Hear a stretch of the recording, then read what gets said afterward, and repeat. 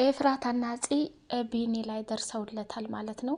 ቢኒ ጀግናው ደግሞ ከነበረበት ሁኔታ አቤል ጽዮንን ለማግኘት ሲሄድ እሱ ደግሞ ቢኒ የተተበተበውንና የታሰረውን በተአምር ፈታውና አቤል ሲመጣ ዘሎ አንገቱን አንቆታል ማለት ነው። ቢኒ እንግዲህ ጀግናው ልብሱንም ቀይሮ እዛው እንደታሰረ አስመስሎ አቤላ ሲገባ በድንገት አንገቱን ይዞ ሲጠርጎታል ማለት ነው። ኤፉና ጽዮን ደግሞ ጉዟቸውን ወደ ቢኒ እያደረጉ ነበረ። ያፌትም ታሪኩ ያክስትህን ልጅ አቤልን ያሳገተው አቤል ነው ብሎ ለያፌት ሲነግረው በጣም ደንግጦ ነበርና እሱንም እዛው ቢኒ ጨፍጭፎ ትቶታል ማለት ነው።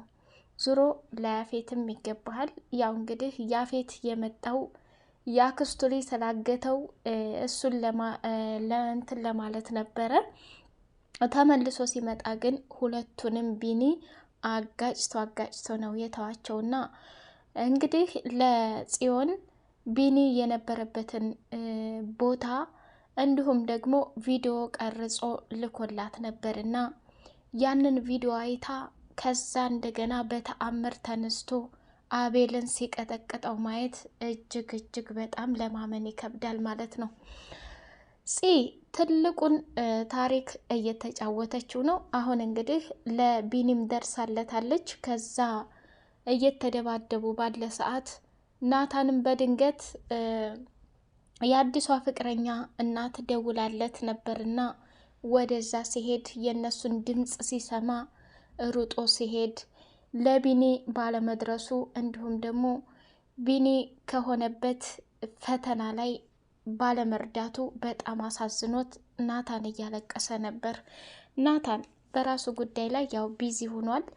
እንግዲህ ደግሞ ቢኒ የማንንም እርዳታ ሳይፈልግ በራሱ ጥበብና በራሱ ጀግንነት አቤልን በራሱ እጅ ቁጥጥር ስር አድርጎታል ማለት ነው። ቢኒ ስላልሞተ ሁላችንም ደስ ብሎናል። ጽዮንም ደግሞ ካሁን በኋላ እሱን መራቅ ሳይሆን እውነተኛውን ፍቅርሽን ነግረሹ ከወደደ ወደደ ከጠላ ጠላ ነው ማለት ነው። ቢኒያም ማለት ደግሞ እጅግ በጣም አስተዋይ ሰውና ጠንካራ እንግዲህ ባለፈው ፓርት ላይ እንዳየ ነው እንደዛ እንኳን እየቀጠቀጠው እንደዛ እንኳን አፉን አፉኖ ደም በደም እያደረገው ያለውን ወኔ አይተናል። አንተ የማትረባ ቆሻሻ በኔ እጅ ነው የምትጠፋው፣ በኔ እጅ ነው መጀመሪያ ላይ ሲጥማረግህ ብሎት ነበር። ቢኒ ደግሞ ራሱን በተአምር ተነስቶ ተከላክሎ ከዛ ተቦታ ላይ እንዲወጣ አድርጎታል። ቢኒ ተሳስተሃል፣ አቤላን እዛው ጨርሰህ ነበር መውጣት የነበረብህ ማለት ነው። ወጥቶም አሁን እንግዲህ ሰላም አይሰጠውም። ያው እንግዲህ ጽዮንም እንሄድ ብላ ከዛ ቦታ ላይ በጣም ደንግጣ እንትን ብላለች እና ያፌትም በጣም ነው የደነገጠው። ምክንያቱም እንደዛ ይንቀሳቀሳል አይነሳም የተባለው ቢኒ ሁለታቸውንም ረፍርፏቸዋል ማለት ነው። እንግዲህ በጣም ደስ ብሎኛል እኔ ቢኒያም ተዛ ቦታ ስለወጣ፣ እንዲሁም ደግሞ ከጽዮን ጎን ሆኖ እያንዳንዱ ያፌትንም የወጋውን መረጃ እንግዲህ ፂ አላጠፋችሁ ከሆነ ያንንም መረጃ አሳይታ ያፌት ፍርድ መቅረብ እንዳለበትና ለሰራቸው ነገሮች ዋጋ መክፈል እንዳለበት እጅግ በጣም ደስ ይላል ማለት ነው። ዳጊም ደግሞ አጎተ ስላለ እጅግ በጣም ደስ ሊልህ ይገባል። ገኒም ደግሞ ሉሊት ባደረገችው ነገር ያው እስካሁን ራሷን ስታ አይኗ ብቻ ነው እንግዲህ ፍጥጥ ብሎ የሚያየው ማለት ነው። በጣም የሚገርም ነገር ነው። ሰላም ውድና እየተከበራችሁ የተወደዳችሁ የቻናሌ ቤተሰቦች እጅግ በጣም አስተማሪውና ተወዳጁ የሐረግ ድራማ እንደቀጠለ ይገኛል። ውድ የቻናሌ ቤተሰቦች ቪዲዮዬን ላይክ፣ ሼር፣ ሰብስክራይብ እያደረጋችሁ እንደናንተ መልካምነትና ቅንነት አበረታቱኝ። ሁላችሁንም እንኳን ደስ አላችሁ። እንግዲህ ይሄ ሙትቻ የሆነ ልጅ እንዴት ሁላችንንም አቃጥሎን ነበረ። በስተመጨረሻ ደግሞ ቢኒ ተነስቶ ተነበረበት ሁኔታ ዘሎ አንቆ ፈጥፍጦ ትቶታል ማለት ነው። በጣም ነው ደስ ያለኝ እውነት ለመናገር። ያው እንዳየነው ቢኒ በአቤል እጅ ቁጥጥር ስር ሆኖ እያሰቃየው ነበር። አቤል ደግሞ ጽዮንን ላገኘሽ ብሎ ታገኛት በኋላ እያንዳንዱ የቀዳችውን መረጃና ቪዲዮ እንድታጠፋ ከዛ በኋላ እንደገና ቢንያምን እንደማይገለውና አሁኑ እንደሚለቅላት ቃል አስገብቷት ነበር። ጽዮንም ደግሞ እሺ አጠፋለሁ ያልከኝን ሁላ አደርጋለሁ፣ ቢንም ብቻ ተወልኝና ልቀቅልኝ እያለች ልመና አደረገች ማለት ነው። ከዛ አቤልም ቢኒን አገተበት ቦታ ተመልሶ ሲሄድ ጽዮንም ደግሞ ወደ ቤቷ ተመልሳ ኤፉዬ ጋር ተገናኙ። በኋላ ኤፍራታ የያፌትንና የናታንን ጸጉር አንድ ላይ እያደረገች እንግዲህ ዲኤንኤ ልታስመረምራቸው ነው ማለት ነው። ከዛ ጽዮን እያንዳንዱ የተፈጠረውን ነገር ለኤፍራታ ስታጫውታት ኤፍራታና ጽዮን ተያይዘው ቢኒ ወዳለበት ቦታ ሲሄዱ እዛ እንደ አጋጣሚ ግብት ሲሉ ደግሞ ይገርማችኋል ቢኒ ልብሱን ቀይር አድርጎ አቤል ጽዮንን ሸኝቶ ወደ ቢኒ ጉዞውን ታደረገ በኋላ እንደታገተ ሰው አንገቱን ድፍት አደረገና አቤላ ወደሱ ጠጋ ብሎ ሲያየው ቢኒ ደግሞ ተነሳና አንገቱን እንቅ አደረገው ማለት ነው የአቤልን። አቤል እውነት ለመናገር የተረገምክ ነህ።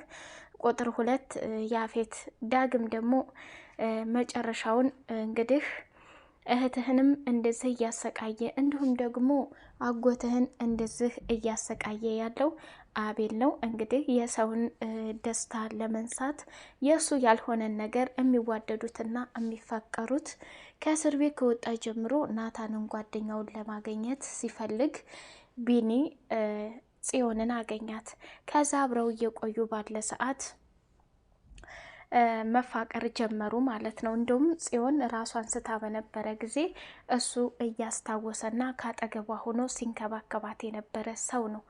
አሁን ከኋላ መተህ ልክ እንደ ያፌት ኤፍራታን በግድ ወስዶ ለራሱ እንዳደረገ እንዴ! እንደው ያክስቱ ልጅ ብትሆን ይሄን ነገር ለማድረግ ማሰብህ የማይታሰብ ነው። ቢኒ ደግሞ እንደ ናታን ልፍስፍስ አይደለም። ናታን ነገራቶችን በዝምታና በየዋህነት ስላለፈ እንዲሁም ደግሞ ኤፍራታ አሁን ላይ አንቅተዋለች። እኔ የምፈልገው ወንዳ ወንድ ሰው ነው በቃ። ስለዚህ ምንም ቢሆን ምንም ራሴን ስወድቅ የሚጠብቀኝ እንዲሁም ደግሞ ሲቸግረኝ የሚያነሳኝ ብለዋለች ማለት ነው። ከዛ በመጨረሻ እንግዲህ ተያይዘው ያ ናታንም በተደወለለት ስልክ ቁጥር እየፈነጠዘ እንደው ከላይ ወደ ታችን ጠጥ እያለ ምን እንዳሰበ ከዚች ከአዲሱ ፍቅረኛው ሴትዮ አናቅምና ተሷ ጋራ ለመሄድ እየበረረ ሄዷል። ግን እኮ ናታን እውነት ለመናገር ራስ ወዳድ ነህ። ከሴትዮቱ ጋር ያስከውን ነገር እንኳን መተው ነበረብህ። እንደዚህ ቢኒ ሆኖ እህትህ ደግሞ ቢኒን አምጣልኝ እያለች ደምን ባያለቀሰች አንተ ሌላ ቦታ መሄድ የለብህም ነበር ማለት ነው። ስለዚህ ያም ሆነ ይሄ እውነት ለመናገር በጣም ደስ ብሎናል። ቢኒ በህይወት ስላለ አንደኛ በጣም ጽዮን ተወደዋለች። እንዲሁም ደግሞ አቤል ጋር ሲገናኙ ቢላ ይዛ ልትወጋው ነበረ። እሱ ደግሞ ማስፈራራ ቪዲዮ ስለንትን ስላለባት መጨረሻ ላይ ታሪክ እንደምትሰራው ግልጽ ነው። አንተ የማትረባ ቆሻሻ ነህ። ቪዲዮ ስታሳየው ለራሱ በጣም እያለቀሰች ነበረ ማለት ነው። ዳጊ እንግዲህ በገኒ መታመም በእናቱ መታመም እየተሰቃየ ይገኛል ማለት ነው። ገኒ በአሁን ሰዓት የሉሊት እጅ ነው እንደዚህ ያደረጋት። ቢኒ ሳይሞት ሞቷል ብላ በጧቱ ስታረዳት አለችበት ቦታ ድርቅ ብላ ቀረች። ይሄው ዳጊ እንኳን ወጥቶ ከጽዮን ጋር እንዲያግዛት በእናቱ እስረኛ ሆነ ማለት ነው። ናታን መጨረሻ ላይ እንግዲህ የሆነ መላ መፍጠር ነበረብህ ማለት ነው። አፌት ያክስቱን ልጅ በቃ አጥመልምሎ እንደሚገለው መጨረሻም ላይ ግልጽ ነው። እንግዲህ የአፌት እልክ ያው የሚታወቅ ነው፣ በተግባር ነው የሚያሳየው። ናታን ግን ሁል ጊዜ ያወራል፣ ሁል ጊዜ እንትን ይላል። አንድ ቁም ነገር እና አንድ አላማ ትልቅ ግብ ያስገባው ነገር የለም። እፉዬ ደግሞ በአሁን እንደዚህ ሰው እየተጫረሰና ሰው እየተጨፋጨፈ ዲኤንኤ ማስመርመሩ ሁሉም እኮ ለነገሩ በየራሳቸው የስራ ድርሻ ተሰጥቷቸዋል ማለት ነው። እና ቢኒ ዋናው ነገር ሰላም መሆኑ ነው። ከዛ በኋላ ወጥቶ እንግዲህ ይህንን አቤላን የሚባል ሰው እንዲሁም ደግሞ ያፌትን የሚባል ሰው የእጃቸውን እንደሚሰጣቸው ተስፋለን። ምክንያቱም ያፌትን ወረቀት በፍርድ ቤት ስለያዘ ያንን ይጨርሳል ማለት ነው። እንግዲህ የናታን ጉራ በቃ ይለያሉ። እውነት ለመናገር እንዲሰራ ማድረግ እንጂ ሁል ጊዜ ወሬ ወሬ ወሬ ወሬ ወሬ በቃ ስልክ ዲዲዲዲ ነው እንጂ ምንም እንትን የሚለው የለም። ብቻ ከዛች ከሴትዮ ጋር የያዘው ትልቅ ወጥመድ እንዳለ ይሰማኛል ማለት ነው። እሷ ደግሞ ከሷ የከፋችኑ እሱን ለማጥመድ ያደረገችው ነገር ከባድ ነው። ዲያራ ደግሞ ያው እናቷ ስራ ትቀጥርልኛለች እያለች ባሰበኝ ሰዓት እሱን ሌላ ቦታ ላይ ብታደርገው እጅግ በጣም ይከብዳል። ለማንኛውም ውድ ቻናሌ ቤተሰቦች የሐረግ ድራማ ይህንን ይመስላል ማለት ነው። በቀጣዩ ፓርት ምን እንጠብቅ? ኤፉ ዲኤንኤ ለማስመርመር የሁለታቸውንም ጸጉር ይዛለች። ወንድምና ወንድም መሆናቸውን ታረጋግጥ ይሆን ወይ? ከዛስ ምን ለማድረግ አስባለች? ገኒስ እንደዚሁ ራሷን እንደሳተች ትቀር ይሆን ወይስ ትነሳ ይሆን ወይ? ፂ እና ቢኒ ፍቅራቸውን ተገላልጸው እያንዳንዱ ያለውን ነገር በግልጽ ነግራው አቤልንና ያፌትን ይጋፈጡ ይሆን ወይ? ናታንስ ወደ ዲያራ እናት ጋር የሄደው ነገር ያሰበው ተሳክቶለት ወይስ እሷ ወጥመድ ውስጥ ታስገባው ይሆን ወይ? ቤዛ ከአዲሱ ናኦድ ጋራ እንግዲህ ተፋ እያለች ነው። የፍቅር ጥያቄ ሲያቀርብላት ትቀበል ይሆን ወይ? ሉሊትስ የወጣ የገባውን እግር ማታብዛ እንቅስቃሴ ጥሩ ነው እያለች ቤዛንም እያቃጠለቻትና እያናደደቻት ነበር። ያፌት የሉሊት ምላስ ወይንም ጣቷ መቆረጥ አለበት ብሏል። ያ ነገር በቀጣይ ፓርቲ ቆረጥ ይሆን? የሚያጓጓ ነገር ነው። ውድ ቻናሌ ቤተሰቦች በቀጣዩ ፓርት በጉጉት እስከምንገናኝ ሰላም አለይኩም ወራህመቱላሂ ወበረካቱ።